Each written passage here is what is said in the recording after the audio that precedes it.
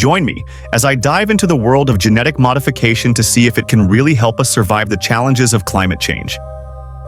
Now picture this. The year is 2100. Earth isn't the planet you know today.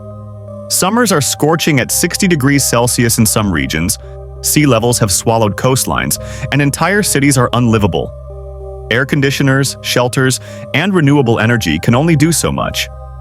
The real question is, what if the only way to survive isn't by changing the planet, but by changing ourselves? This is where genetic modification steps in. Imagine humans re-engineered to withstand extreme climates.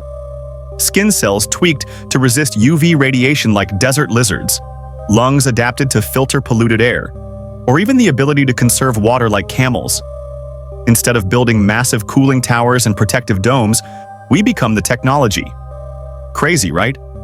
But it's not science fiction anymore. Scientists are already experimenting with CRISPR gene editing, synthetic biology, and bioengineering.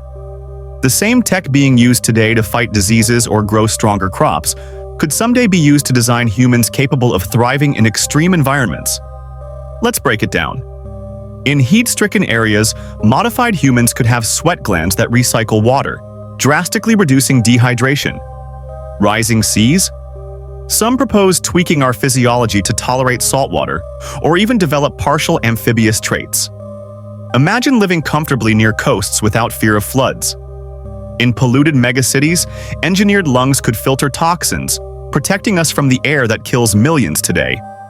And for colder, harsher climates, think Antarctica, enhanced metabolism, and thicker insulating skin could keep us warm without extra clothing or energy use.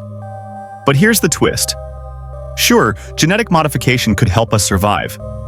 But survival isn't just about biology, it's about society. Who gets access to this tech? If only the rich can afford climate-proof bodies, would we create a new genetic class system, the modified versus the unmodified? That's not just survival, it's division on a whole new scale. There's also the question of identity. If we re-engineer ourselves to survive heat, floods, or pollution, are we still human? Or do we become something entirely new, Homo adaptus maybe? Humanity's survival would come at the cost of evolving into something we've never been before. And then comes the biggest what if. What if modifying ourselves becomes easier than fixing the climate itself? Would we stop fighting climate change and just adapt? That might keep us alive, but it could also mean giving up on saving the Earth as we know it. So, what if we really could genetically modify ourselves to survive climate change?